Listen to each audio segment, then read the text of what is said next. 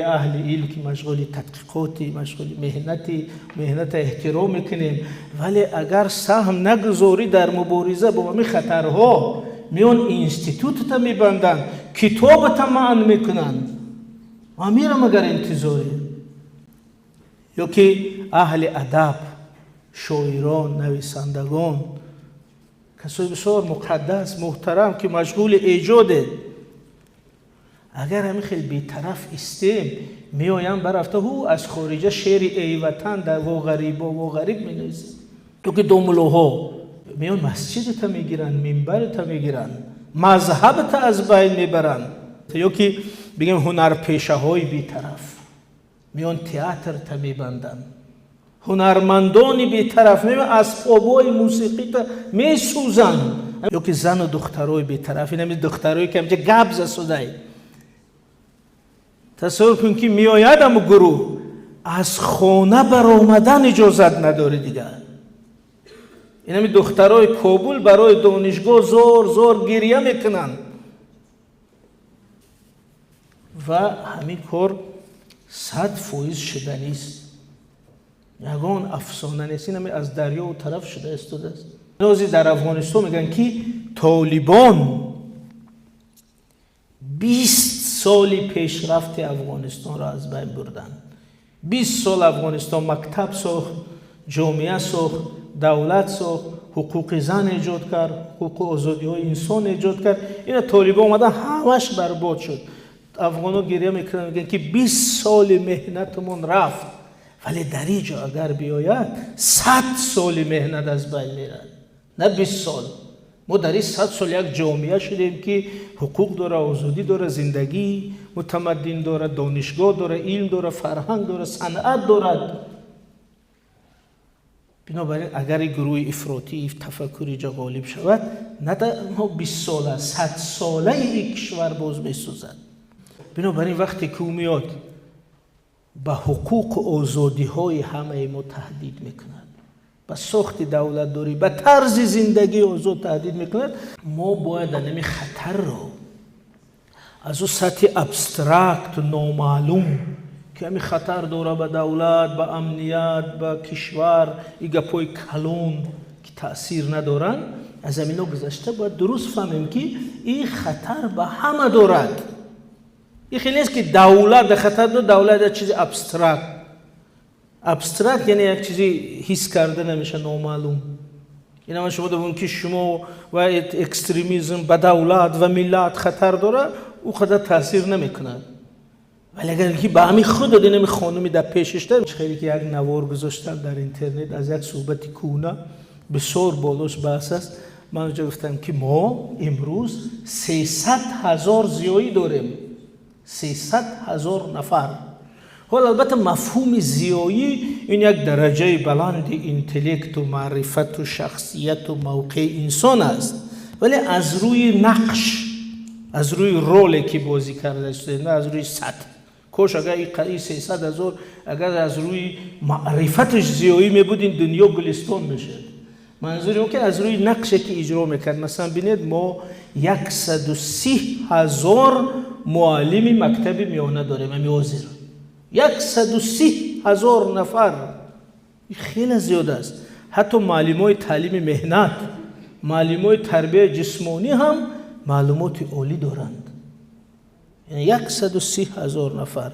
ما حدود 60,000 نفر کارمندی ساحه علم و معارف داریم، یعنی در اکادمی ها، اینستیتوت ها، مکتب های عالی، شعبه های معارف، شعبه های علم. 60,000 نفر که اکثرش عنوان دارد.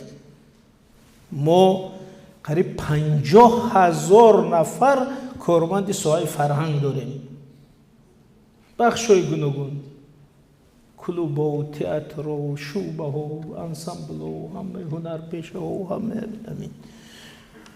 ما 12,000 نفر دوملو داریم. من منظورم دوملو میگن در مقابل زیایی نمیگذارم. من برعکس گفتنیم که این دوملوهای حنفی معتدلی که اونا هم وظیفهشون حفظ ثبات و امنیت است، اونا هم وظیفهشون حفظ جامعه و تربیه مردم است. یعنی اونا هم بخش نیروی ملی من گرفته شدم، نه در مقابل زیایی. 12,000 دوملوزی در اینترنت چند کس بسیاری از کجا افته از 12,000 دوملو. ما فقط 4,000 مسجد جامع داریم. مسجد داریم. همین 4,000 مسجد 4,000 دوملو هست یا نیست؟ اما مسجدهای جامع ده چند تایی دوملو هست.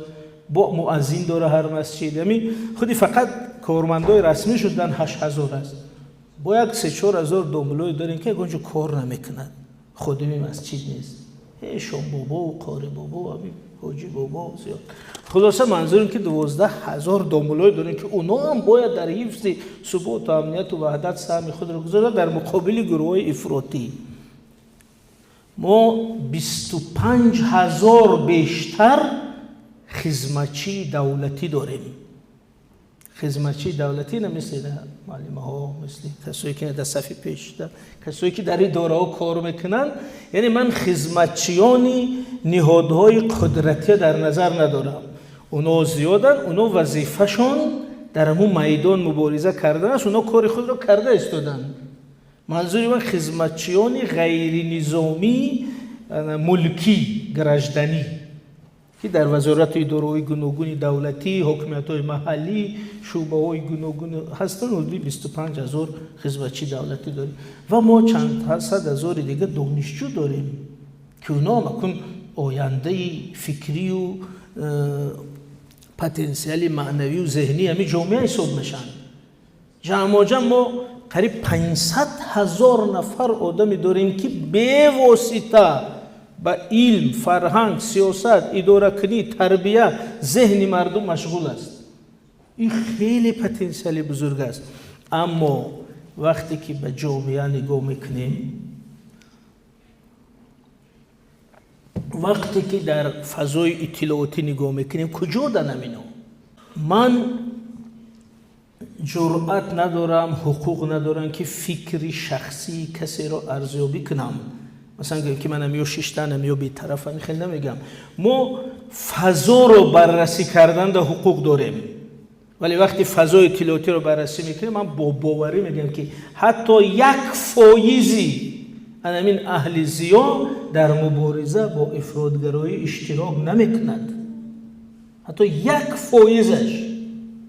اگر 1% همین اهل فرهنگ و زیایی که ما نام بردیم همین به صحنه مبارزه اطلاعاتی برآمده افراطگرایی را، خطرهای آن را محکوم کند، پیشگیری کند، مردم را هدایت کند، همین 1%ش میشه 3,000 نفر.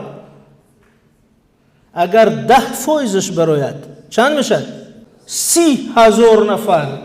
شما تصور کنید اگر 30,000 نفر در همین جامعه همه روزه در همین فضا موقعش گیرد در برابر ثبات، امنیت، وحدت، دولت و نگذارد که اندیشه افراطگرایی در فضای اینترنت، در فضای اطلاعاتی غالب شود، این 30,000 نفر به صحنه برود و افراطگرا نامش گم میشه در بین او. ولی چون همه خاموشن اونا مشهور میشن. چون همه بی‌طرفی میکنن اونا چی میشن؟ بعد میشن ستاره اینترنت. بنابراین من اگر اجازه با یک لحنی بسیار با التماس، با درد میگفتم که ای معلمی بی‌طرف مثلا که شاید درس داری، شاید وقت نداری، شاید مشکلات داری، مثلا اگر هوشیار نشوی میآیند مکتبت میبندن، از این بدتر میشه. کنی مکتبای کابل هم خیلی میشه گفت ای استادانی محترم دانشگاه که مشغول درس، امتحان، زشوت، کمی وقت باید به همین خطر پیشگیریش گذاره وگرنه میاد دانشگاه میبندد. کنی استادای دانشگاه کابل، کنی استاداش دی در خارجه اینترویو داشتن، مصاحبه به با رادیو و تلویزیون که چخیل بود و چخیل شد. کنی دانشگاهش یا اهل علم، میگیم ای اهل علم که مشغولی تحقیقاتی، مشغولی مهنت احترام میکنیم، ولی اگر سهم نگذاری در مبارزه با همین خطرها میان اینستیتوت تا میبندن، کتاب تا منع میکنن و میرم اگر انتظاری. یا که اهل ادب، شاعران، نویسندگان، کسای بسیار مقدس محترم که مشغول ایجاده، اگر همین خیلی بی‌طرف استیم میایم برافته هو از خارجه شعر ای وطن در و غریب و غریب مینویسیم، مگر همون انتظار میشه. بنابراین تو که دوملوها این دوملوهای ببینید، این دوملوهای افغانستان شفت که دوملوهای افغانستان که همش گرفت، حتی این رئیس شورای علماش از خارجه گپ میزنه وزیر، چون اینا هم دوملوها هم قبول ندارن. بنابراین هم دوملوهایی که بی‌طرفن یا که خاموشن یا گپ نمیزنن یا میان مسجدت میگیرن، منبرت میگیرن، مذهبت از بین میبرن. بنابراین نمیشه که این خیلی بهتره. یا که بگیم هنرپیشه های بی‌طرف میان تئاتر تا میبندن، هنرمندانی بی‌طرف میان اسبابای موسیقی تا میسوزن. همین در کابل نمی هفته همه دوتار و دنبره و ارغمانیه را جمع کردن، آتش زدن، با همه ارتیسا را قطار کردن که توبه کن. میکروفون مونده است، ویدیو کرده که کنی توبه کن. این همین را نمیبینه، همین حافظی که خونده گشت است. یک لحظه وقت شاید صرف کنه که در مبارزه با نمی. بنابراین ورزشکاری بی‌طرف مثلا اومدن دیره این قرار آخری طالبان چی بود؟ فوتبال و بوسکشی رو منع کرد. ولی یک فوتبالیستی ما که یک دقیقه برای مبارزه با همه خطرها وقت تصرف کن فکر میکنه که با او دخل ندارد. اینا مثلا اومد فوتبال و حکمش داد که گناه منع کرد. یا که زن و دخترای بی‌طرف، این دخترایی که همچه گبز سوده. تصور کن که میآید هم گروه از خانه برآمدن اجازت نداره دیگر. این همی دخترای کابل برای دانشگاه زور گریه میکنن و همین کار 100% شدنی است. یگان افسانه نیست، این همی از دریا و طرف شده استاده است. و یک دوستی بسیار بزرگ من دارم، نامش ایجا نگیریم استاده، همین قدر زیدی همین حکومتی غنی مبارزه میبور میگفت که به ما همین 40% داده، باید 45 میداد، باید 50 میداد. اخیر همون رو چپه کرده، خودش خیانت کرد، گریخ یا مسئله دیگر. انا که واسه گروه افراطگرایی آمده است و گریخته است در دوشنبه، واسه دیگه 40% نه، همین 1% هم نه، تا قدمش به افغانستان مونده نمیتوند. ولی میگه که همون غنیه بسیار سخت میگرفتیم که 40% نه و با ما 45% بوده. واسه ما افغانستان همین نامش گریه میکنن. او استادی دانشگاه بود، او زیایی بود، او مبارزه میکرد با برای دموکراسی آزادی نمی چی. ولی واسه اینجا گریه میکنه که اگر یک بار ما افغانستان بینم همین خوکش چشم. بنابراین چی میشه؟ همین بی‌طرفی همین خطرناک است اگر خطری اساسی در نکنیم. بنابراین در جنبه چی میگم، نوار من موندن چند کس در تگش نیست که این لایک میخواهد، این لایک طلب کرده است. نه، اصلا لایک نمونه، در همین من لایک نمونه، بلکه هوشیار شوید برای خود، برای منفیت. ما لایک چکار میکنیم؟ من بلوگر نباشم، خیلیتش نیست که اینا لایک میخوایی، اینا یک پچکه لایک، یک پچکه نه. ما هیچی نمیخوایم، من فقط همچون درد، همچون مسئولیتی کسبی، چرا مسئولیتی کسبی؟ بینید این همه اپیدمیا شد، یک سردختری بیمارستان ابن سینا یا یک دختری استاد امریکا بودن علوی، هر روز در تلویزیون میبرد میگفت برادرو اپیدمی کرونا ویروس اومده، من اینا نخوره، اینا کنه، ماسک پوشه، چیکار کنه. او دکتر است، او مسئولیت دارد که در وقت اپیدمیا برآمد کنه، گپ زند. همین سیاست شناس هم همین خیلی است. همین سیاست شناسی که در وقت خطر برآمده گپ نزنه که ای برادرو، ای حافظو، ای هنرمندو، ای سیاستمدارو، ای ادیبو، هوشیار شوید. نمیخه خطری که در کابل آمد ای دریام یک شب در ایسو میگذرد، بی‌طرف نباشید. همین را نگوید اگر او سیاست شناس نیست دیگر. او هم عنوان و عنوانش بیکار، مثل دکتری که در دوره اپیدمی خواب شینه مردم کسل شود، هم خیلی شد. بنابراین اینجا مسئولیتی کسبی است، نه اینکه لایک خواهیم از یکون کس. اصلا لایک نمونید، بلکه خودتون خیلی کاری مسئولیتتون اجرا کنید و دیگر برای این کار حکومت رو هم دوست داشتن شرط نیست. یعنی چند کس نوشته است که این حکومت همون نقض نبینیم برای می دستگیری. حکومت رو نقض نبینید. اینه من در یگان نهادی حکومت کار نمیکنم. حکومت آدما است، وزیری است که ممکن سیاستش نادرست است، رئیسی است که ممکن رفتارش دوست داشته نمیشه. دوست داشتن حکومت مجبوری هم نیست، شرط هم نیست. سخن درباره دولت، وطن، امنیت، ثبات، ارزش‌های ملی، بود و نبود این ملت و در آخر درباره زندگی آسایشته و کسب و کاری هر یکی ما رفته ایستاده است، نه درباره دوست داشتن یا نداشتن حکومت.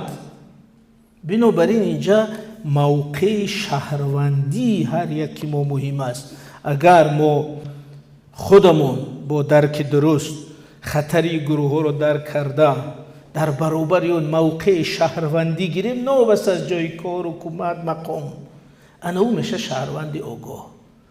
انا این هدف اساسی است و من بار دیگر در جنبش گویم که من نسبت اهل ضیا فرهنگ به احترامی نمیکنم. ما چیزی داریم در جامعه همین اهل ضیا است. اینو مغز ملتن.